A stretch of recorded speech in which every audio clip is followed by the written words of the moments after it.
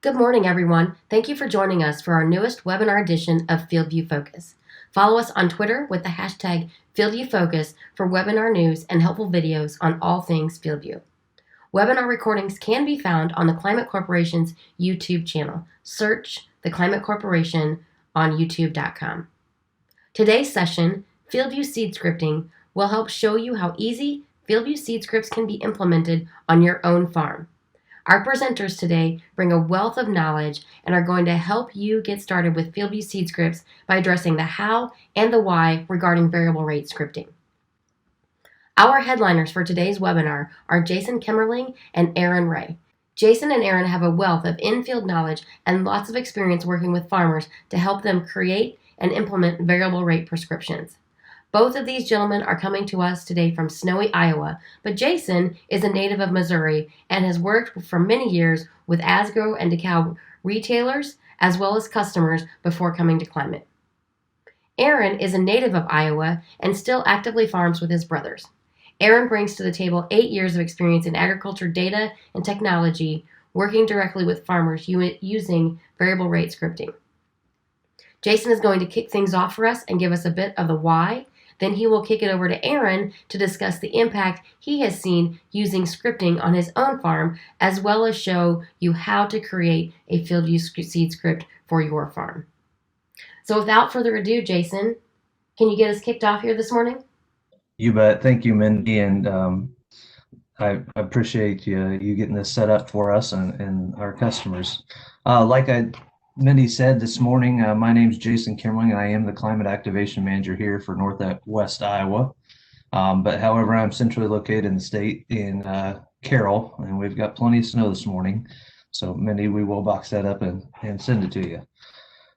Today, we're going to be sharing a little bit with you guys about some of the things I like to think about before I start building a script, and then we'll jump into more of a demonstration here later with Aaron.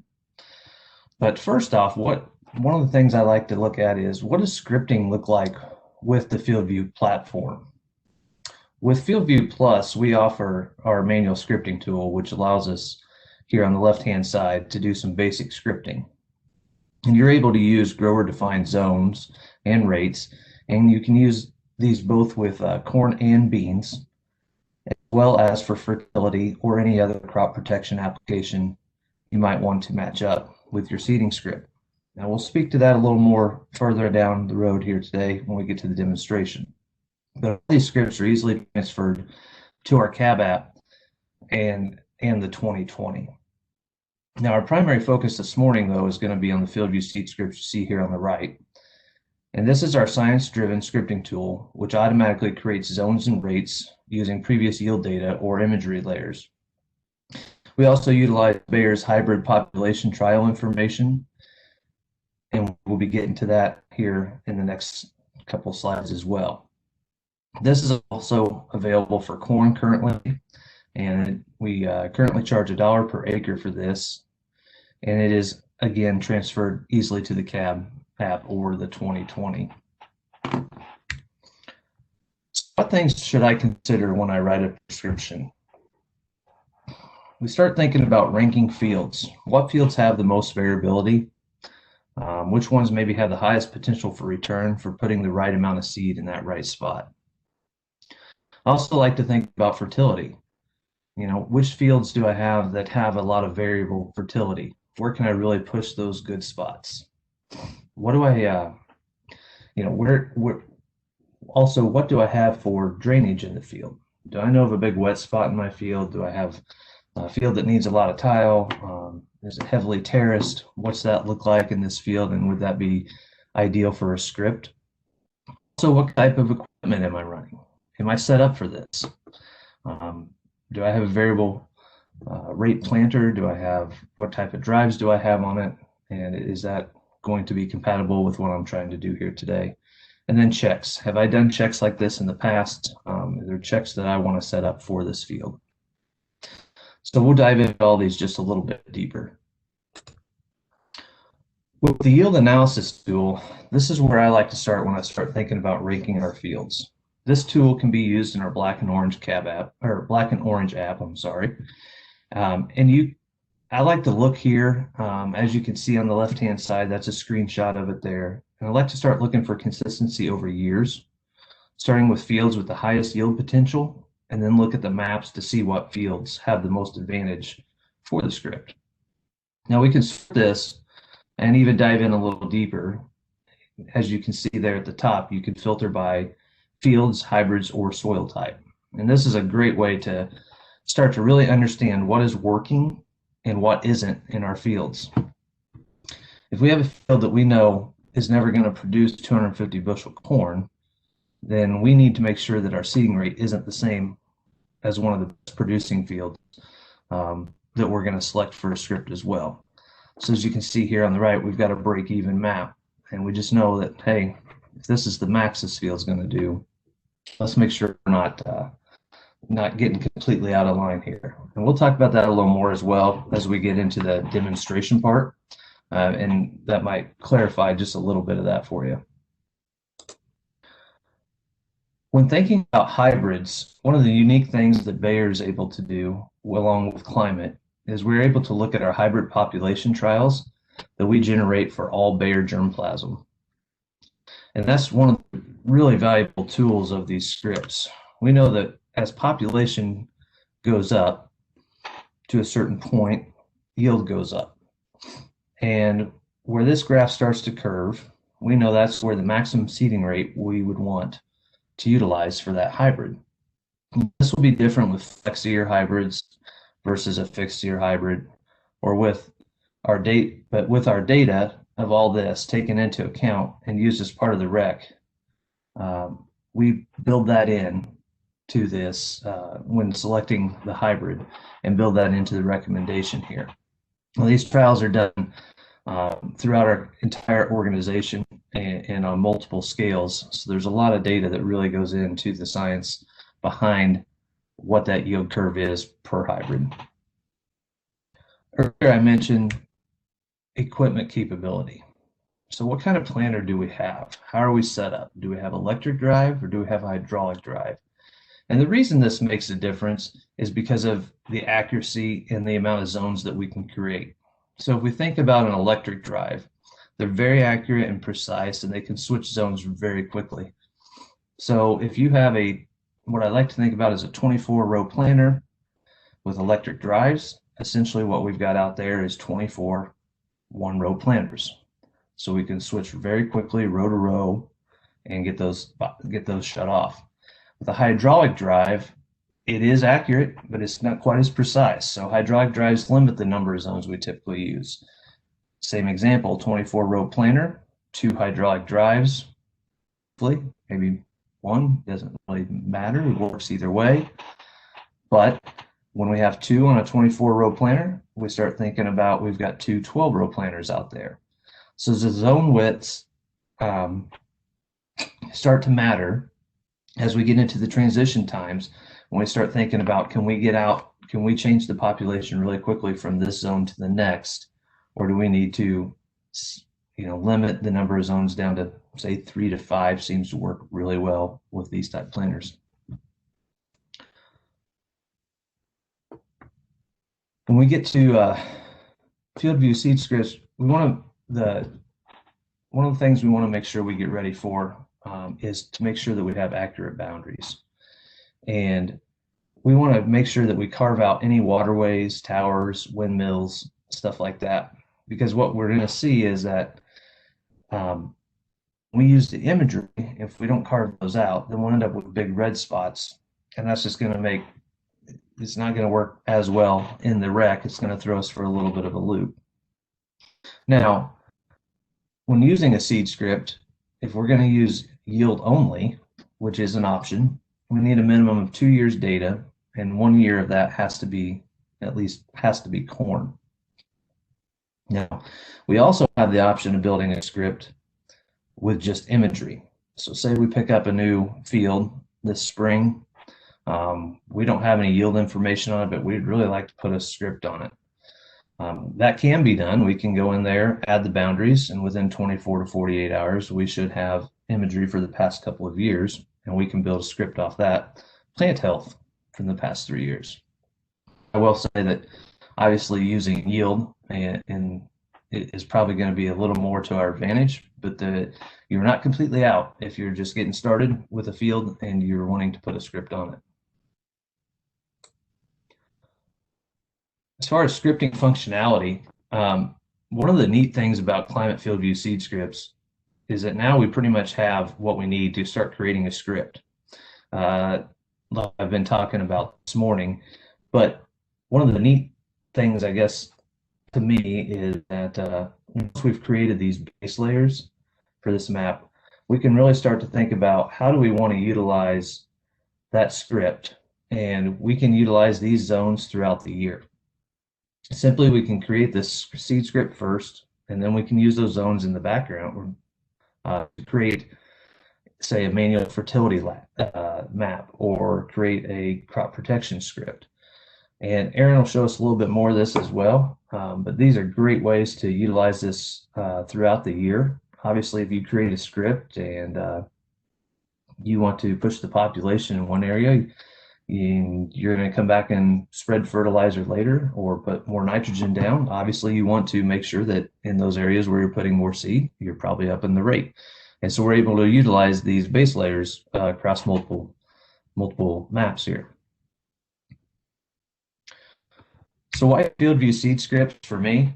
Time savings. Guys, I've used different programs in the past, worked with a lot of growers, and compared to other systems, SMS is one of the popular ones, and it does a great job. But one of the things I like to think about is, on average, I can build a script in here in 6 minutes or less.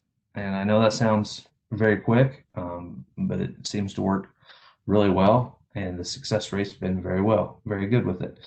We have accurate zones. A lot of times our zones create 80% repeatability, and that just means that the good spots are going to continue to be the good spots over and over as we continue to build these scripts. Our Gen 5 trial is what I was talking about with our genetic testing earlier on these hybrids. And so we have that genetic testing that's used and built into the script versus not having it with some other programs. And I think that's very valuable when we're trying to maximize yield. We know we're not just taking a stab at the seeding rate. We have a scientific number we know that is going to help us reach the max yield potential there. These again are easy to customize and send to and from the cab. And on average, what we advertise is we've seen a 5 to 7 bushel advantage. I safely here put on the slide 5 bushel advantage with using a script over not. So hopefully you guys see the yield benefit for yourself, but we'll turn this over to Aaron and get into a little bit of a demonstration for you guys here, and hopefully make a little more sense of some of the things that I was probably touching on here in the slides. So thank you. Aaron? Perfect. All right. Thank you, Jason. Before we pass things over to Aaron, we do have a question that's come in that I think is appropriate to answer at this time. And Aaron, that'll give you time to get your screen up on the computer. So the question is it easier to write the script on a laptop or iPad in Cab app? Yeah, and I think that's a good question. I think it all depends on your personal preference. For me, I do a lot of work on the desktop, and that's where I like to do it, just because I've got that mouse to go in and if I do split up some zones and then kind of reassign them or kind of correct some small little areas, I've got that kind of granular, nice fine point mouse click to make those so that I'm doing as few clicks as possible. But so that's my personal preference. You can kind of do it either way, though. And yes, that's what I will just add to it, that remember that our scripting tool is only browser based. So you have to be in Chrome to be able to create the script. That you cannot create the script in FieldView Cab app, but you can do it on your iPad if you are opening up a web browser. So that's why another reason why Aaron is saying that this is best done probably on your desktop or laptop at your, at your desk. Thanks, Aaron. Yep. Thanks for clarifying that, Mindy. And just for everybody, I'm Aaron Ray. I'm Climate Activation Manager for Northeast Iowa over here. So like Mindy said, the last 8 years, I've been boots on the ground, working directly with farmers, doing data analytics, variable rate, planting, variable rate, basically everything. And then making all of that stuff work. So just kind of wanted to share with you guys, a demo field on why we use variable rate planting, why we use prescriptions, and then kind of walk you through the process of how to do that. So when I think about agriculture, no matter where you are, either as a grower, in ag sales, or even Jason or myself, basically there's two real guiding principles or two major objectives that we're always working on, right? The first is identifying problems and then coming up with solutions. And then the second is identifying opportunities and coming up with plans, to leverage those opportunities. So how we do that, number one, what makes FieldView such a powerful tool is being able to see these yield maps real time. As soon as we go across the field, we're able to see what's going on in the field to identify those problems and those opportunities.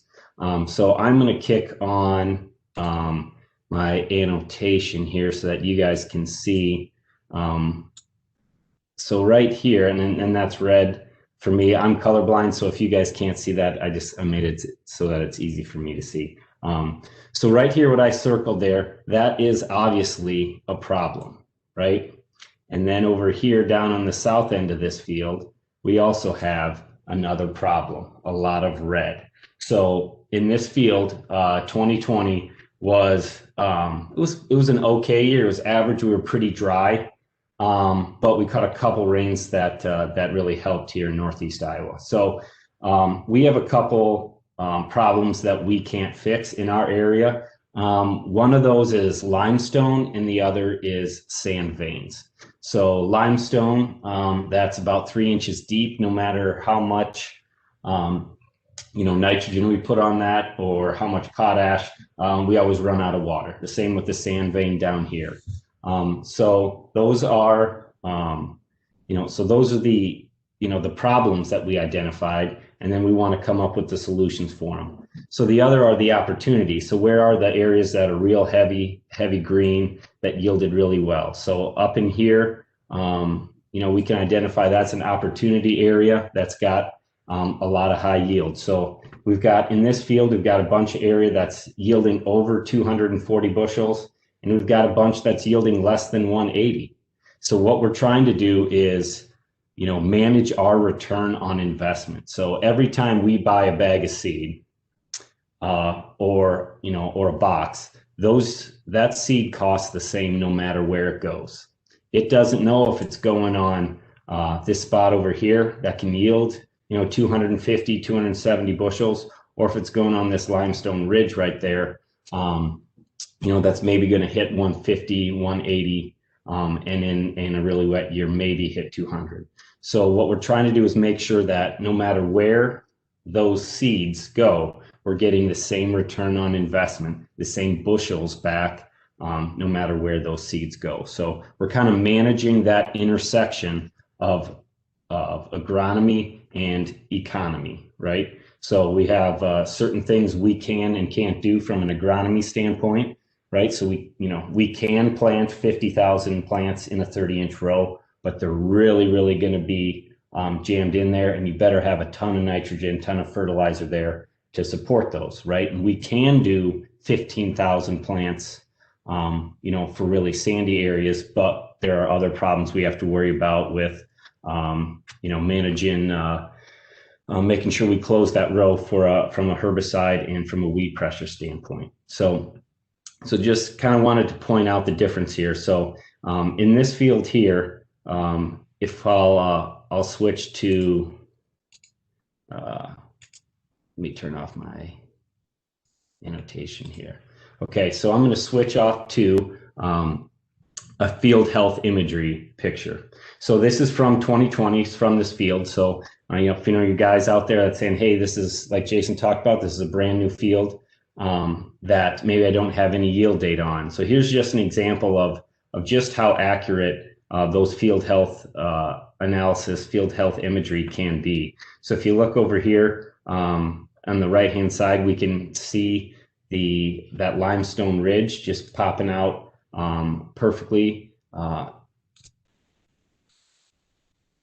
Sorry, I'm trying to get here we go. So over here, we can see this matches up really well with where that limestone ridge, and we see specifically where those sand veins are over here as well. So, while your yield map is normally going to be your absolute best, and your gold star level for where you can get the best data, field health imagery, they are a very good tool as well. So as we kind of walk into the why, we think about, okay, so we got less than 180 bushel corn and 240 bushel corn. So that's 60 bushel swing. Right now we're at $4 corn. So that's $240 in revenue swing between these fields, between just that, the different areas within that field. So $240 an acre is an awful lot of revenue swings. We want to change our inputs because of what we know is our expected return. So how we're going to do that is we can come over to our prescriptions. So it's just up top. We're going to go to prescriptions. I just have this preloaded ahead of time, so I'm ready to go there. So I've already got one prescription here built for DeKalb 5981. So we can go ahead and create a new prescription. And when we do that, it's going to ask you what do you want to do? Do we want to create a fertility, planting, or a crop protection? So here with planting, here we're looking at our advanced, our FieldView Seed Scripts. Right here, how we get there to have this option is when we go up to the upper top and go buy. We can go right up here and go to order our seed scripts for that field. So you can order your entire farm, you can order one field, and do that way. So once you order those prescriptions, you get FieldView Seed Scripts to show up, and we can see all the yield data and field health years that we can use to make this prescription. So here I can turn off a yield data layer, or I can turn off a field health data layer if I want. Here I would tell guys, so 2012, 102, that was a pretty bad year. That was our drought year. So I would tell farmers to make sure they leave those bad years on, because what that's going to do is those bad years are really going to bring to light exactly where your high organic matter areas are, where your sand is, and it's going to be crystal clear where exactly to draw those lines, and it's really going to help define those zones. So personally, I would recommend to leave those on. But you can play with this and turn them off, turn them on, and to get to your desired prescription. So here it's going to ask kind of for your planting plan. It's going to ask for your hybrid. So if you know what hybrid that you want to plant, it's going to pop those up and start auto-filling. So here I'm just going to go. Last time I did 5981, so let's do 5553. Okay. And I'm going to set for target yield. Here, what we want to do is we want to be, you want to be optimistic, but we also want to be realistic. What the math that's going on in the background is going to be dependent on these next three data points. So target yield, seed cost, and grain price. So target yield, you want to be kind of right in that sweet spot where you're pushing yields, but don't put 350 yield in there. for your target yield, because it's going to pull up your population really high, and we're going to have to back it back down, to kind of make it a little more realistic. So I'll put 225 in here for our target yield. We'll put our seed cost in at 300 and our grain price in at 350. So the reason why I'm doing that and why I recommend that is because that has gotten us, the best result from a population standpoint. That's kind of how, when they built, when the math was built, that was kind of the baseline. So that's why I use those numbers to give me the closest numbers to what we normally plan.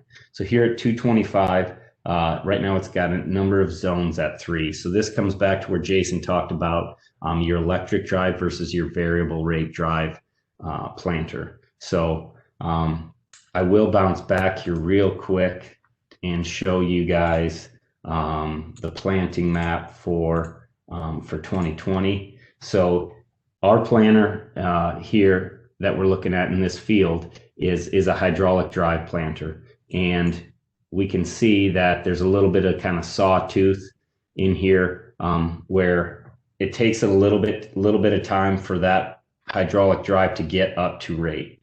So that's where we kind of want to be careful and look at how many rates we're planting, dependent on whether you have electric drives or if you have hydraulic.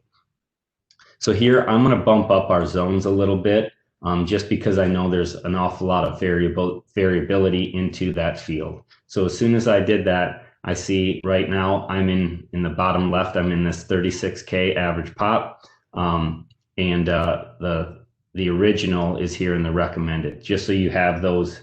You can play with those, you can add zones, go to 7 zones if you want, and it's going to have all those different ones saved down there for you, so you can look between them and see which one you want to go with. So right now it's giving me an average pop of 35.8. That's actually probably pretty close. I may just pull it down here just a little bit to see what's happening there. So 34.2, that's a little bit lower than we normally are, but I'll go with that because we can make some changes. So the other thing that I would tell you about as you're building prescriptions, the first thing you got to remember is this is always your prescription. You're the one going to execute it in your field. So make sure the numbers for population out there are what you're comfortable with for your operation. We know that agronomy is local. For me, in my experience in Northeast Iowa, growing corn where I live is different than growing corn 25 minutes to the west, because they have more sand than we have. Growing corn an hour to the north is completely different because they have much more terrain than we do. So, there are some basic tenets, but just remember, your experience is valuable as well. So make sure that that populations are something that you're comfortable with, because we can always put check strips in there very easily and evaluate a higher rate or a lower rate really easy. So here I'm 34.2. I'm okay with that for right now, and we'll go to finish in editor. So right now I've got my 7 zones over here on the left, and what I've identified is that this northern chunk up here is really the best part of the field. So that's the green, and then the red down here is really the worst part of the field, and that's something that we know from just looking at the yield map from earlier. So the other thing that I like to do as soon as these zones pop up is come over here to your bottom right, and it's showing you that we're looking at the population rate for this prescription. And you can change the map right there and say, hey, let's pull up my yield from 2020. So we just did that, and now I have underneath, I have my yield map to visually confirm that my zones look correct. So I can click on this zone right here and see, you know what, that is the red, that is the lowest yielding part of the field. So I'm okay with that right there. I'm going to click on this one here, and see, hey, you know what? This is all of the really, really good stuff here up to the north. So this is just your way to visually confirm, you know, what the math is doing in the background. So we can go in and pull up. So here I have soil tests loaded, so we can pull those up, and we can see in the back end when I talked about a sand vein, you know, with organic matter below 1 over here, that is indeed real. So we can pull up organic matter CEC, and then pull up all the different maps. So we can go in, take a look at our true color field health imagery, and pull up an image. So I think one in September is pretty good. It's not quite the one I wanted, but then we can say, let's just flip to the next one, and find one. So here we can kind of see right in through the sand vein in there. So we can come back and go back up to our population rate. For me, I think these overall look pretty good, except for here. I know that these areas are really, really poor areas. So this is an example where less is more. And again, it's that intersection of agronomy and economy. So when we had a flat rate planter, the corn back here in these red areas would be the stalks were very, very thin, and they barely had nub and ears on them. So when we started running prescriptions, started backing those down right away. First year went to 30,000, then to 28, to 27, to 26, to 25. And what you see is all of a sudden those stalks get much, much thicker, and we're putting full ears on instead of nubbin ears or barren plants. So that's one where less is more, and we can go in and drop those. And so here I'll put those, we'll mark those down to 25,000 and go from there. So now that we've got everything lined up the way we want it, we can go in and draw in a check block. So if you want to push populations, or if you want to see if I'm too high or too low, we can go in and put in some check blocks within your field. And this is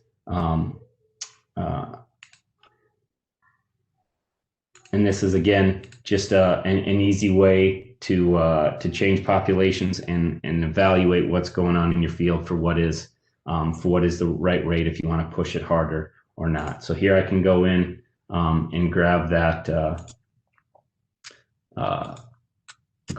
block I just put in there, and maybe we'll set that at 39,000.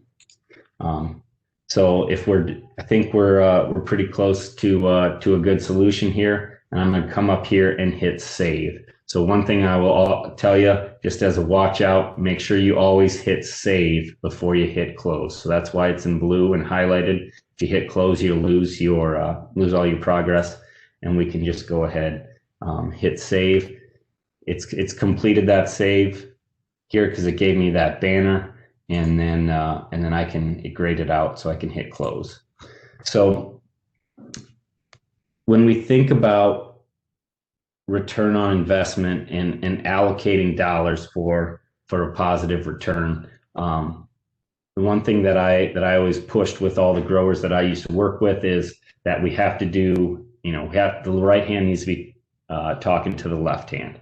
So if you're going to push population, if we're going to push 39, 40,000 here, it would probably help to have more nitrogen in that area as well. And it would probably make more sense to have more nitrogen up here where we're going to have 36, 37,000 versus where we're going to have 25,000. So we can align that very, very easily by doing a new fertility prescription right here. So I'm going to do a manual fertility prescription. But since I have the zones that we just built for our planting prescription, then we can go ahead and select those primary planting zones 2021. And so, hey, let's say we're going to do a side dress. We're going to side dress some nitrogen. So let's go with liquid. Let's go 32. and you can set your file name in there. I'm just going to leave it for our purposes here this morning. And now we're going to pull up this script, and I've got the same zones that I can pull in and say, hey, back on that sand, let's only put let's put 30 units.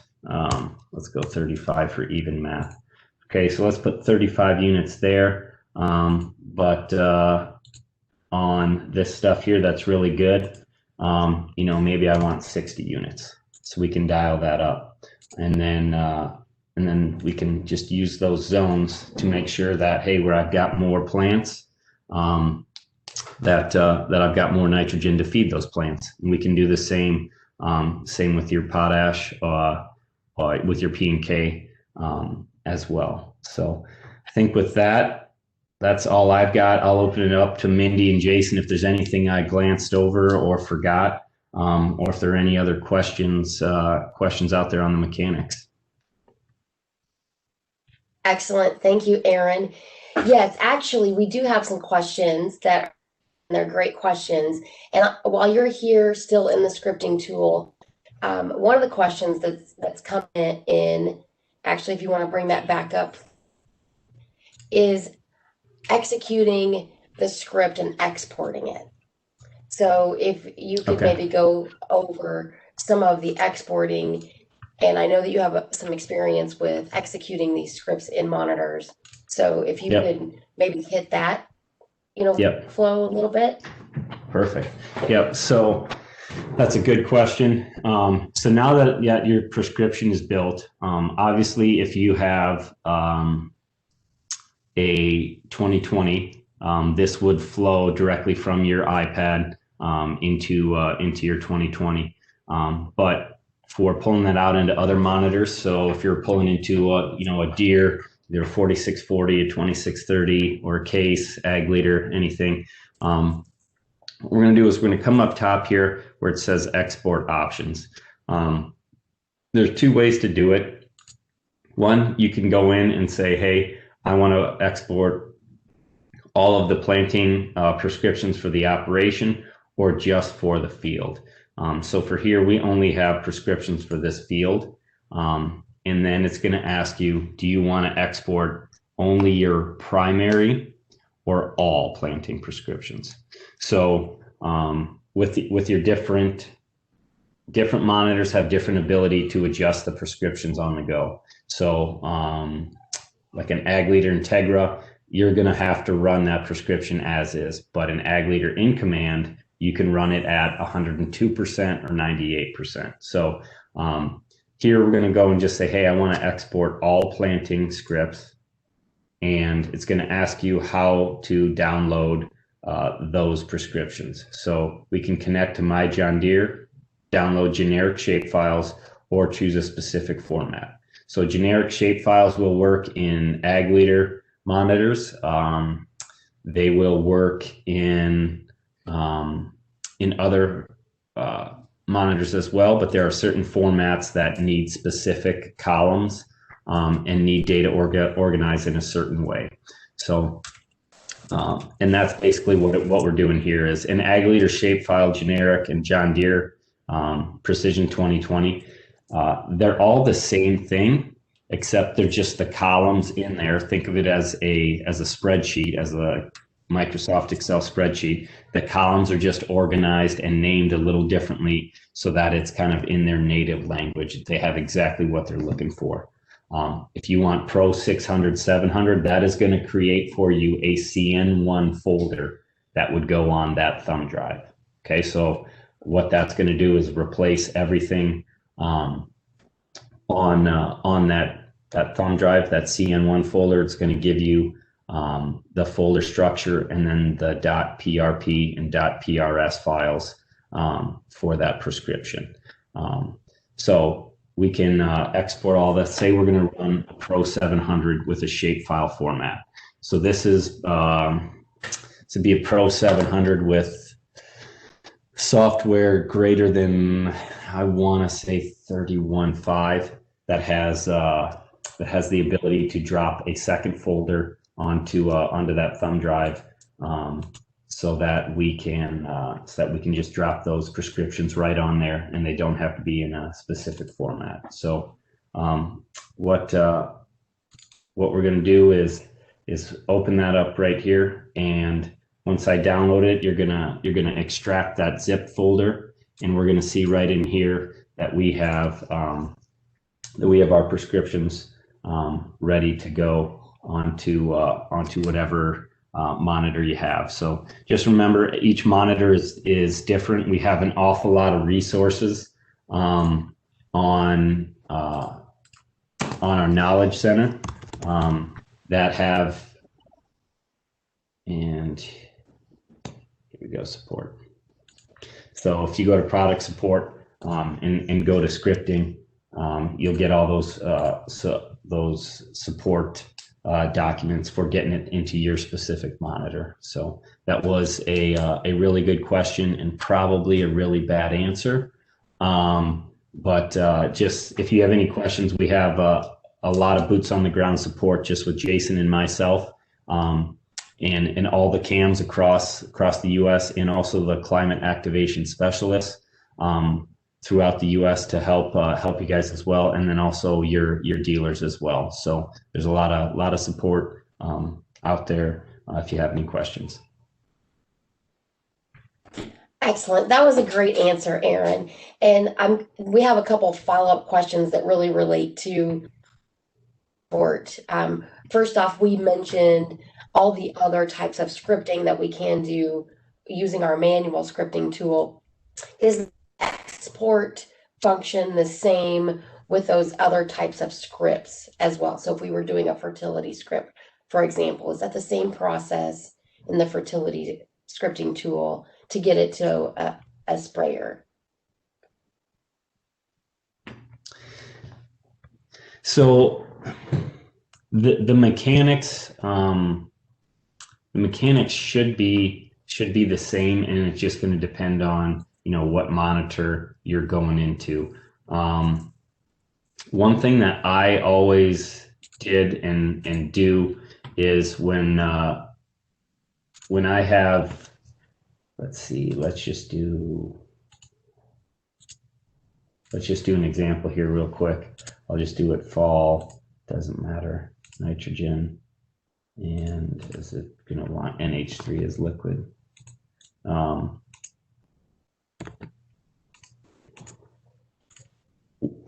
What we want to do is just know what the columns are coming out as in that prescription, right? So gallons, which is what we need for liquid normally, right? So if we're doing a side dress, right, we always want that rate in gallons. In nitrogen and hydrous here in Iowa, I can't speak to really anywhere else, but I know Iowa, Illinois, your anhydrous prescriptions are normally written in units of nitrogen. So that is just something to be aware of. I know that, and maybe back me up on this, when we export anhydrous, it does dump it out in pounds of anhydrous, correct? So just something to be aware of. Right. That is correct, that we put it out in the pounds of the product. That is. Yeah. So, and we could see that right there. So I just put in 215 units of nitrogen, and it's giving me the product rate of 262. So that is just something to keep an eye out for. So if you were going to do a prescription, you could just take 215 times 0.82, and then that would get you to, doing some rough math, what's 20%? So that's 40. There we go. So if we wanted 220 units of nitrogen, you kind of trick the system here and tell it 180, so it's giving you 220. Right. Excellent. Okay, so again, tying into some of the export questions, using a 2020, the scripts will come over the iPad or over to the iPad automatically. Then it flow through the system to, so from the climate.com to cab app to the 2020? Yes, that's correct. It will flow all the way across. A couple things I would tell guys: make sure that you're going to give yourself plenty of time for that data to sync across. So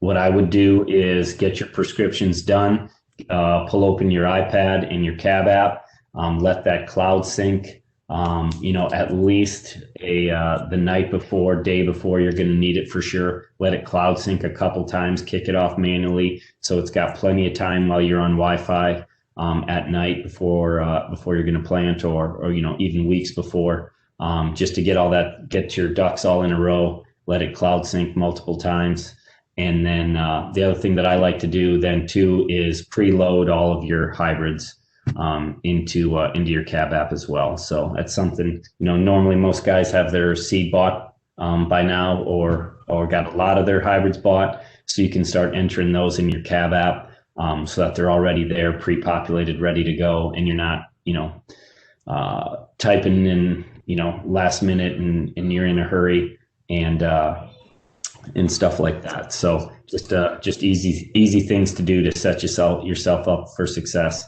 And then once you go into the cab and plug in, just give it a little bit of time, maybe do it a day or two before. Once you get everything hooked up, just make sure that iPad is plugged in, give it plenty of time to sync across, because there's an awful lot of data going back and forth between those Gen 2 and Gen 3 monitors and in an iPad. So just make sure you give it plenty of lead time to transfer everything across. Excellent. Okay, and I directly answered this next one, but I want to make sure that we call it out, and then also a follow-up. So if you are not running at 2020, can FieldView Seed Scripts be used on other monitors like the Case Pro 700? And then the follow-up is, are there monitors that require additional unlock codes and scripts? Yep, that's a really good question. So basically, almost any monitor out there that we can use to steer, and obviously there are caveats to that, but they can all run a variable rate prescription, and it all depends on your make and model on whether or not you need an unlock.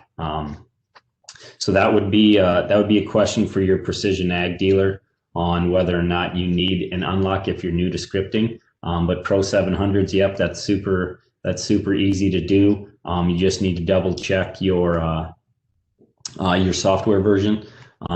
If you go to your home screen and then diagnostics, it should tell you at the top what version you're on. It's probably V30 dot something or V31 dot something would be some of the most recent ones. And then we can go ahead and the resources on the Knowledge Center will really walk you through, depending on what software you've got and what monitor you have to getting those prescriptions on there. So I think there was a second part to that question, Mindy, and I forgot it already. It was on if there was other monitors. Oh, the unlocks. Yes. I think it was about the unlocks. Okay, so we should be good. Yes, you. Okay, there are a couple questions related to planter pass width and row width. So we're going to address those here. First of all, is there an option to change row spacing? And if you don't know, Aaron, I connected with our product team here this morning and got an answer for sure, but I'll let you take the first pass at it, or Jason. So is there an option to change row spacing? I guess I don't fully understand the question. With it, go ahead. Absolutely. So that's why I engaged our product team, because I know that this one is a really good one. So you guys have got some lively questions here for us this morning. So right now, what our teams are working on is to, make adjustments. What we advise is to use the slider bar in the script to adjust their population to manage that row spacing more precisely. But we do not actively adjust for row spacing in the product at this time. Yeah. Yep. Based on your row spacing, if you're on 20s versus 30s or 22s versus 30s, that's what we have most commonly up here in Iowa. Your narrower rows, normally the more that we can, the more plants we can jam in there because since the rows are narrower, they're farther apart. The plants are farther apart, so you can adjust your populations in there, but there's nothing specifically for adjusting row width.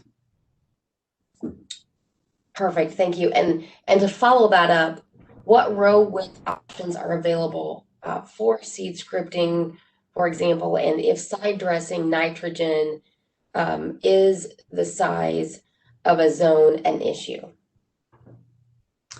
On nitrogen, yeah. So if you're side dressing, you're going to have your liquid controller is not going to be as responsive as electric drives. There are caveats to that too. If you're doing not side or if you're side dressing with it's a precision planting, with row flow or V-apply. I don't know if you can use V-apply on side dressing or it's just on planters, but you're going to want to have your zones bigger for side dressing with nitrogen for liquid, just because it's going to take a little bit longer for it to get there because it's going to be a hydraulic control or your kind of your Raven. I'm blanking on it, but just your flow control. Thank you very much. Okay, really kind of related to planter passes, is there a way to snap in a check strip that would automatically coincide with a planter pass? This is a really good question. And I don't think there's a way to snap it to automatically. But what we can do, I'll share my screen here again. What we can do is if we go back, you can use that overlay. So if I go back to my planting, so right here, so I kind of messed that one up, right? So if we go to edit, and I change my map to a little more planting. Let's do population for 20. Done. Here we go. So now I can see my planter width. So it won't snap it automatically, but if I go to draw a polygon and drop that right here and right there, and I can just follow them down and click that one, hit save. So it's not automatic, but it's pretty close. So if you're on a hydraulic drive, that would 100% hit your goal for putting it in there. Electric drive, you may have a row or maybe one row off, but so it's not automatic, but it'd be pretty easy just to change your map to your previous planting season or even harvest would be a pretty good idea too, and that should work. Hack to fix that in the system until we get that in. I did reach out to the product team as well, and they said that our science teams are working on an algorithm to automatically place a track strip within a field, to a meaningful location such as planter passes? So that's a great question. We have, again, like I said, great questions that have come in. And so we have a few more, and keep those coming. So here is another one that came in a little bit earlier, and you may want to stay here in the product for these questions too, Aaron. So is there a way to do a second hybrid, and what's the relationship of the recommendation when you add a second hybrid? Yeah, so we can do multi-hybrid. As for the relationship, it's going to be based on the two different hybrids that you pick. So I should be able to, hold on one second. Planting. So if I do a manual from our existing zones, and I must not be able to do that in manual. I'm trying to think. I haven't done multi. Aaron, I believe if you go to the edit prescription screen, you can hit the RX settings and then select another hybrid. Okay. Yes, and whenever you do that second hybrid, when you create the science and the script will still be based on that first hybrid.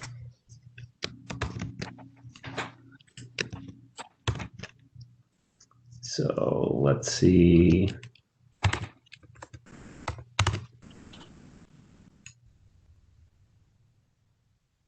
Okay. So now when I go back to zones, I can designate what hybrid I want for each zone. Correct. So I can say right here, if you wanted to do a spot in there, that will just leave as a population.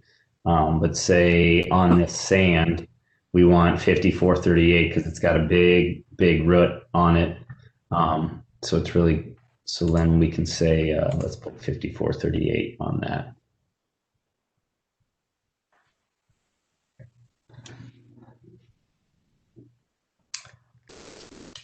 Does that answer the question? Yes, it does. Thank you very much. And a couple more questions related to selecting the layers at the beginning of the script. So has there been any analysis done on which point in the season the field health imagery is most predictive of the yield map? So when we were looking at field health imagery and using that to drive some of the science behind the script. Mindy, I can try to take this one. So I know we use multiple imagery providers instead of just one, so we can arm ourselves with the most up-to-date image for the field. But we use proprietary science, I know, to remove clouds and shadows, so we can get that as clean of a visual as possible. I don't know the specific on when, but there is a specific time within the growing season we do select those scripts, and those are analyzed and filtered, and a filtered set of images that are picked for that script. So I don't have the actual time, but I know there is some science that goes into that of when. Yes. But I don't have the actual. And I engaged the product team again to get the details on this answer. So mid-vegetative to mid-reproductive stages in corn are when we can utilize field health imagery to make the most predictive correlation to yield. And our science behind the scene uses that, but it also uses multiple imagery data and averages those to help drive that script. Yep, and that makes a lot of sense, right? Because we want to, later in the season is when you're going to see your tough spots, in the year. So that makes sense. I would, if you guys are looking at it on your own, I don't know. I would probably go, July, August, September, depending on where you're at and where you harvest. But those would be pretty good, places to use as an underlay or an overlay as you're, verifying your zones.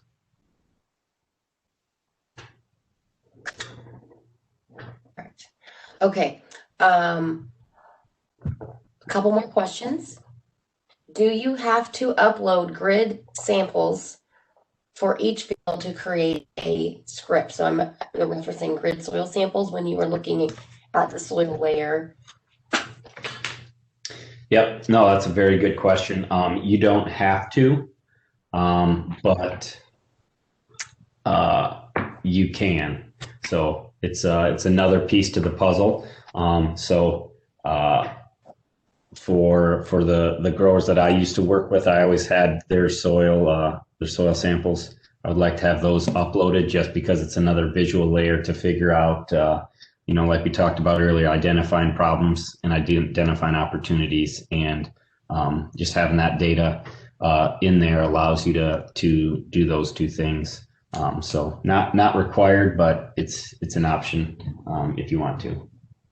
Yeah, I'll back that up with soil type and soil tests are currently we don't use those to specifically build the zones in the script, but they're used as a background layer. So it just helps you determine that accuracy and adjust if you feel that that's needed once you've kind of built that script. So they're great to have in there. And especially if you're going to do a fertility prescription, if you're going to write a P or K prescription in here, having that as a background layer to know, hey, I'm at 150 parts per million on K versus 350. That allows you to change that and see put that as an overlay to see that stuff right away. Excellent. Okay. And can you confirm the purchase of FieldView Seed Scripts? The question is, you have to have a FieldView Plus subscription. And does that purchase Pro for the fields for planting seed scripting for $1 an acre? So if you could just clarify what they need to purchase to get seed scripting for their fields. Yeah, so that's great, Mindy. So the manual scripting is included with your Plus subscription, where we do the $1 per acre for the science-based back scripting that we're talking about here. That is through our FieldView Pro. You can go in and select the field or fields that you want for that $1 per acre. And you'll be charged at that time of purchase. Excellent. Jason, I'm going to call back to you as we, if you can bring up the slide deck, and we'll hit on those last couple of slides that highlight the resources available for our folks as they try to do a seed script on their own if they want to. And so basically, Aaron showed how to get to Knowledge Center as well earlier, but once you get to the stage where you want to execute this in the monitor of your choice, you can navigate to support.climate.com. And just on the screen here is just of what those documents look like. So we have screenshots from those monitors, steps showing exactly what to do to help you make that script execute for you while you're in the field planting. So we have a lot of those resources. We thank you for joining us today. And as Aaron alluded earlier, don't forget, we do have folks that are boots on the ground in the field, our climate activation managers and our climate activation specialists.